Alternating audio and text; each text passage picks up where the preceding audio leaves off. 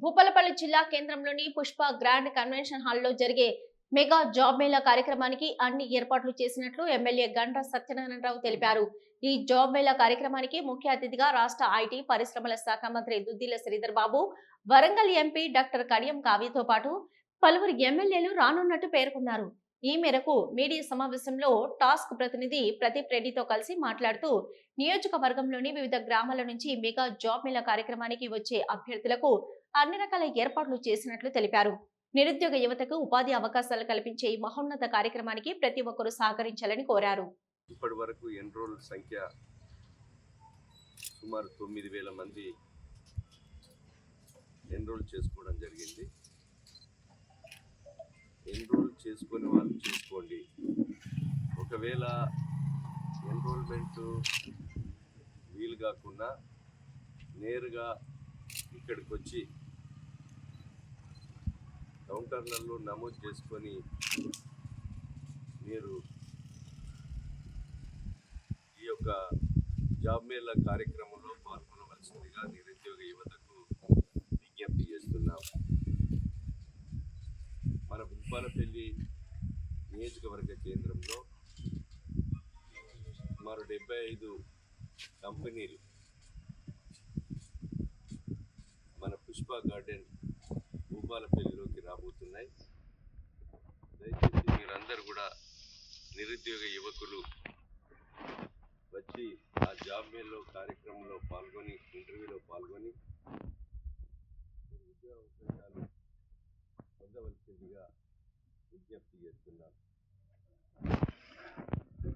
ఈరోజు ఈ యొక్క జాబ్ మేళా కార్యక్రమంలో పాల్గొనే నిరుద్యోగ యువత ఉదయము మీ గ్రామాలలో పంచాయతీ సెక్రటరీ కానీ, అదేవిధంగా అంగన్వాడీ టీచర్ లాంటి గ్రామస్థాయి ఉద్యోగులు, మా గ్రామ కమిటీ అధ్యక్షులు, మాజీ సర్పంచులు, మాజీ ఎంపీటీసీలు వాహనం కూడా అరేంజ్ చేసి ఉదయం అక్కడ. అందరికీ నమస్కారం.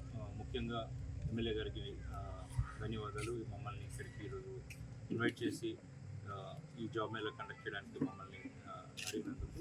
నా పేరు ప్రదీప్ రెడ్డి అండి. టాస్క్ నుంచి వచ్చాము. నేను, నా టీమ్, మా క్లస్టర్ మేనేజర్ సూర్య గారు కూడా ఇక్కడే ఉన్నారు. మా CEO శ్రీకాంత్ సిన్హా గారు రేపు వస్తారు.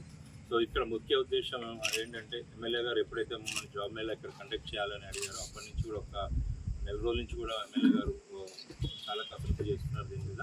సో దీనికి సంబంధించి మేము ఇప్పటివరకు ఒక 72 నుంచి 75 కంపెనీలు తీసుకురావడం జరిగింది. అది క్వాలిఫికేషన్ చూసినట్టయితే 8th, 9th, 10th pass, 10th fail అయిన వాళ్ళు కూడా దానికి అర్హులండి దీనికి. అండ్ ITI వాళ్ళు దీనికి క్వాలిఫై అవుతారు. Polytechnic, general degree, BTech, MTech, MCA, MBA వాళ్ళు కూడా క్వాలిఫికేషన్కి కావాలి. దీనిలో ఇప్పటి వరకు మనకు నమోదైన 72 కంపెనీల వల్ల మనకి 9,668 ఓపెన్ పొజిషన్స్ ఉన్నాయండి. కాబట్టి రేపు ఇప్పటి వరకు మనకు ఆన్లైన్లో రిజిస్టర్ అయింది కూడా దాదాపు 9,000 మంది రిజిస్టర్ అయినారు. చూసుకున్నట్లయితే వచ్చిన ప్రతి ఒక్కరికి కాస్త కొంచెం ఓపిక పొద్దున్న సాయంత్రం దాకా వాళ్ళకి ఎటువంటి ప్రాబ్లం లేకుండా వాళ్ళందరికీ మంచినీరు అయితే ఏంటి, మజ్జిగ అయితే ఏంటి, వాళ్ళకి లంచ్ అన్నీ కూడా ప్రొవైడ్ చేస్తున్నారు. కాబట్టి మార్నింగ్ నుంచి ఈవినింగ్ వరకు ఓపికగా ఉండి వాళ్ళు కనుక ఇంటర్వ్యూస్ అటెండ్ అవుతే ప్రతి ఒక్కరికి సాయంత్రానికి ప్రతి ఒక్కరి చేతిలో ఒక ఆపర్చునిటీ ఖచ్చితంగా ఉంటుంది.